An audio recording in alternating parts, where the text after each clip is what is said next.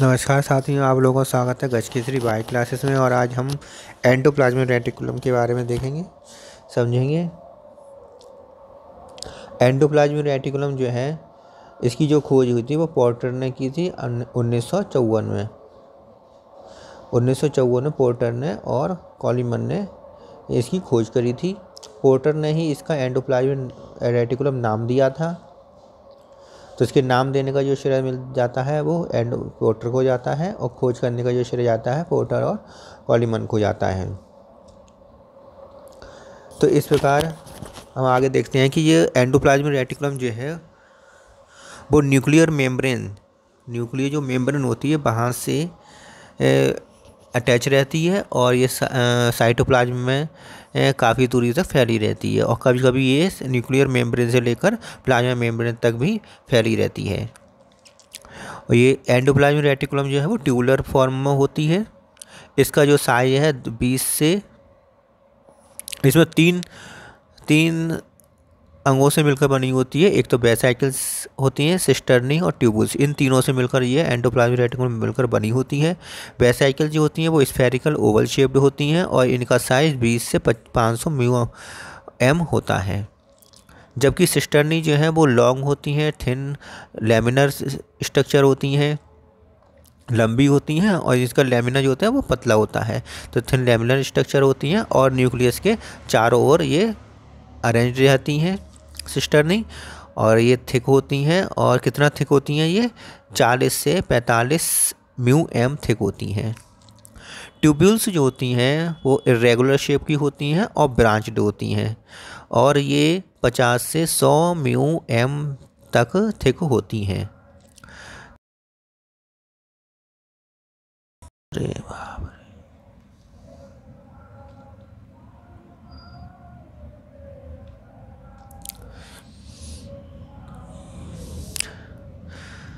अब इसके देखते हैं टाइप्स कितने प्रकार के होते हैं।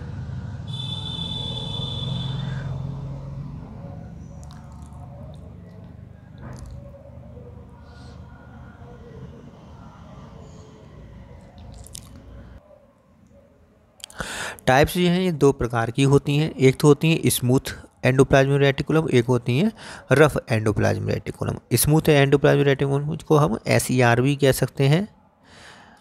ये इसे स्मूथ क्यों कहते हैं? क्योंकि इसकी जो एंडोप्लाज्मिक रेटिकुलम है इसके सरफेस पर राइबोसोम नहीं पाए जाते हैं, इसलिए इसको हम ये स्मूथ एंडोप्लाज्मिक रेटिकुलम कहलाती है।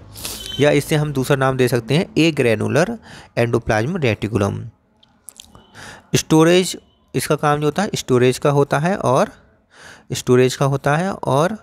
Synthesis of glycogen fat sterols. तो ग्लाइकोजन फैट स्टेरॉल का सिंथेसिस करती है और इसका स्टोरेज भी करती है। कॉमनली फाउंड इन ल्यूकोसाइट्स, ये ल्यूकोसाइट्स में कॉमनली पाया जाता है। एंडोप्लाज्मिक रेटिकुलम कॉमनली कहाँ पाए जाते हैं? स्मूथ एंडोप्लाज्मिक रेटिकुलम कहाँ पाए जाते हैं? कॉमनली ल्यूकोसाइट्स में पाई जाती हैं। Mostly made up of vesicles and tubules, ये ट्यूब्यूल्स और वेसाइकल्स की बनी हुई होती हैं। स्फेरोसोम आर ओरिजिनेट फ्रॉम इट, इससे स्फेरोसोम का निर्माण होता है। एंडोप्लाज्मिक रेटिकुलम कौन सी? स्मूथ एंडोप्लाज्मिक रेटिकुलम से स्फेरोसोम का भी निर्माण होता है।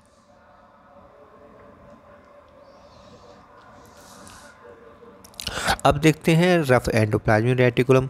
रफ एंडोप्लाज्मिक रेटिकुलम इसे क्यों कहते हैं? क्योंकि इसकी सरफेस पर राइबोसोम्स पाए जाते हैं, और इसलिए हम इसका नाम दे सकते हैं ग्रेनुलर एंडोप्लाज्मिक रेटिकुलम। ठीक है, ग्रेनुलर एंडोप्लाज्मिक रेटिकुलम क्यों दे रहे हैं? क्योंकि इसको सरफेस पर राइबोसोम्स पाए जाते हैं।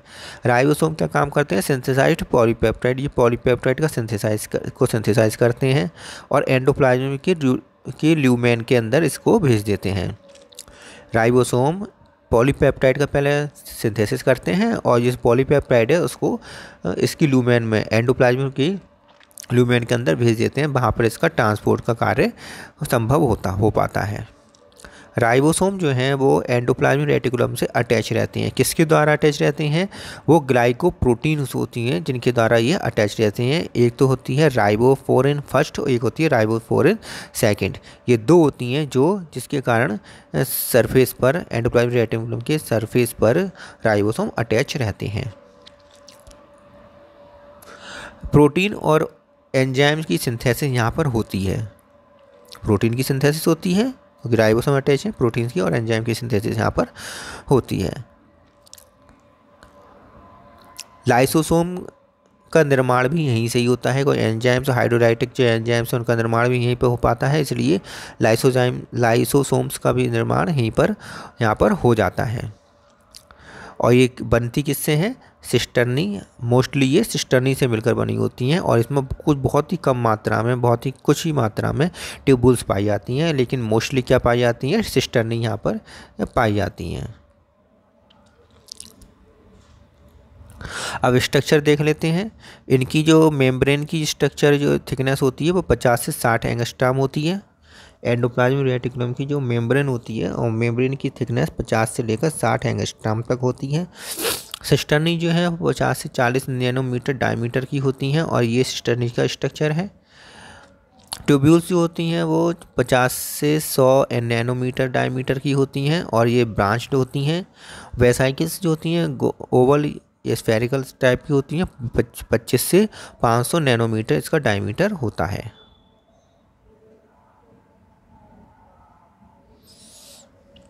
इसके बाद आता है फंक्शंस। इनके फंक्शंस देख लेते हैं। फंक्शंस जो होते हैं, क्या पहला फंक्शन है large surface for physiological activity. तो ये इनकी सरफेस जो होती है ये लार्ज सरफेस होती है क्योंकि ये सेल के अंदर एक लार्ज सरफेस का निर्माण करते हैं जिसके कारण फिजियोलॉजिकल एक्टिविटी अधिक से अधिक हो पाती है। तो इसका जो मेन काम क्या हो गया कि इसका जो मेन काम ये भी है कि ये सरफेस को बढ़ाता है, सरफेस के एरिया को ये अधिक से अधिक बढ़ा देता है जिसके कारण फिजियोलॉजिकल एक्टिविटीज़ अधिक से अधिक हो सकें। फंक्शन, इसका मेन फंक्शन क्या है? साइटोस्केलेटन का फंक्शन है। मतलब ये इसके सेल के अंदर एक कंकाल की भांति कार्य करती है। सेल को कंकाल की भांति कार्य करती है जिससे सेल का एक आकार बना रहता है, निश्चित आकार बना रहता है। तो साइटोस्केलेटन की तरह ये भांति ये कार्य करती है। तो ये तीसरा जो इसका है वो है कीप्स वेरियस ऑर्गेनेल्स इन दियर पोजीशन। तो इसका मतलब क्या है? ये एक साइटोस्केलेटन की तरह भांति कार्य करती है तो इसका सेल का आकार बना रहता है। साथ ही साथ ये जो वेरियस ऑर्गेनेल्स हैं, सेल के अंदर जो ऑर्गेनेल्स हैं, कोशिकांग हैं, उनको एक निश्चित पोजीशन पर भी ये रखती है, एक निश्चित पोजीशन पर ये बनाए रखती है। चौथा है एंडोप्लाज्मिक रेटिकुलम, जैसे कि desmotubules controls movement of the material के मूवमेंट को कंट्रोल करते हैं between two adjacent protoplast through plasmodesmata. तो प्लाज्मोडेस्माटा कहाँ होता है? ये तो आप लोग जानते हैं कि दो सेल्स होती हैं, दो सेल्स के बीच में प्लाज्मोडेस्माटा होता है और प्लाज्मोडेस्माटा से एक सेल के प्रोटोप्लास्ट और दूसरे सेल के प्रोटोप्लास्ट के मध्य जो से मटेरियल का आवागमन है, मूवमेंट है, उस मूवमेंट को कंट्रोल कौन करता है? डेस्मोट्यूब्यूल्स करती हैं। एंडोप्लाज्मिक रेटिकुलम अर्थात एंडोप्लाज्मिक रेटिकुलम इसके मूवमेंट को कंट्रोल करने का काम भी करती हैं। और किसके थ्रू करती हैं? प्लाज्मोडेस्माटा के थ्रू। ठीक है, तो यहाँ तक समझ में आ गया होगा आप लोगों के, और समझ में आ रहा तो लाइक करते जाइए, शेयर करते जाइए। क्विक इंट्रासेलुलर ट्रांसपोर्ट, ये क्विक इंट्रासेलुलर ट्रांसपोर्ट का भी काम करते हैं, अर्थात ये तेज़ी से ट्रांसपोर्ट करने का, इंट्रासेलुलर मतलब सेल के भीतर इंट्रासेलुलर ट्रांसपोर्ट करने का काम भी करती हैं। बहुत तेज़ी से करती हैं क्योंकि सरफेस एरिया भी बढ़ा देती हैं। It conducts information from nucleus to cytoplasm and vice versa. अर्थात ये है कि जो इन्फॉर्मेशन है न्यूक्लियस की, उस इन्फॉर्मेशन को ये साइटोप्लाज्म तक भेजती हैं और साइटोप्लाज्म की इन्फॉर्मेशन को न्यूक्लियस तक भेजने का काम भी ये करती हैं। तो ये इन्फॉर्मेशन को का कंडक्शन भी करती इन्फॉर्मेशन को कंडक्ट भी करने का काम करती हैं एंडोप्लाज्मिक रेटिकुलम। इसके बाद आता है it conducts impulse from surface to deeper parts in muscles. तो मसल्स जो होती हैं उनके डीपर पार्ट, जो डीप में जो मसल्स हैं और सरफेस पर जो मसल्स हैं, तो जो डीपर पार्ट होते हैं मसल्स के वहाँ तक इम्पल्स को पहुँचाने का काम भी ये करती हैं। और इस प्रकार की एंडोप्लाज्मिक रेटिकुलम जो सरफेस से लेकर डीपर पार्ट तक गहरे भाग तक मस्कुलर्स के गहरे भाग तक इम्पल्स को पहुंचाने का काम करती हैं, ऐसे एंडोप्लाज्मिक रेटिकुलम को सार्कोप्लाज्मिक रेटिकुलम कहते हैं। ये याद रखने वाली बात है कि सार्कोप्लाज्मिक रेटिकुलम किसे कहते हैं, जिसमें जो क्या काम करते हैं सार्कोप्लाज्मिक रेटिकुलम मसल्स में डीपर भाग तक, मतलब गहरे भाग तक, सरफेस से लेकर गहरे भाग तक इम्पल्स को, संवेदनाओं को पहुँचाने का काम करती हैं।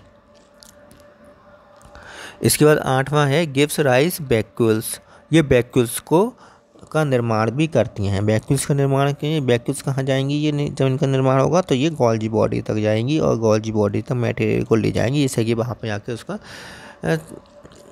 कंडेंसेशन हो सके। तो वैक्यूल्स का ये निर्माण करती हैं। डिटॉक्सिफिकेशन, ये डिटॉक्सिफिकेशन मतलब जो हानिकारक पदार्थ हैं, टॉक्सिक मटेरियल हैं, उनका को ख़त्म कर देती हैं, नष्ट कर देती हैं, अर्थात ये डिटॉक्सिफिकेशन का काम भी करती हैं एंडोप्लाज्मिक रेटिकुलम। इसके बाद लास्ट आता है फॉर्म लिपोप्रोटीन्स। ये लिपोप्रोटीन्स का भी निर्माण करती हैं। लिपोप्रोटीन्स अर्थात ये लिपिड को, फैट को और प्रोटीन कहाँ बनती है, राइबोसोम में।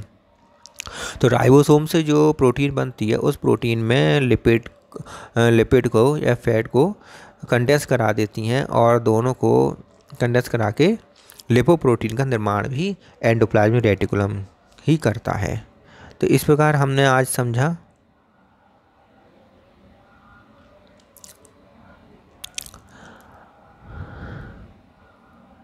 कि एंडोप्लाज्मिक रेटिकुलम की खोज किसने की है। पोर्टर ने की है, कॉलीमन ने की है। नाम किसने दिया है, पोर्टर ने दिया है। ठीक है, ट्यूबुलर फॉर्म में होती हैं। तीन से बने होती हैं। एक तो बेसाइकिल, ट्यूबुलर और सिस्टर्नी से मिलकर बने होते हैं। बेसाइकिल्स कैसे होती है, 25 से 500 नैनो माइक्रोमीटर तक होती है, थिक होती है। सिस्टर्नी 40 से 45 म्यू माइक्रोन तक से होती है और ट्यूबुल्स 50 से 100 माइक्रोमीटर तक लंबी थिक होती है। स्मूथ जो होते हैं एंडोप्लाज्मिक रेटिकुलम उसे एग्रेनुलर एंडोप्लाज्मिक रेटिकुलम कहते हैं और ये सिंथेसिस करती है ग्लाइकोजन का, फैट का, स्टेरोल का और इसको स्टोर भी करती है।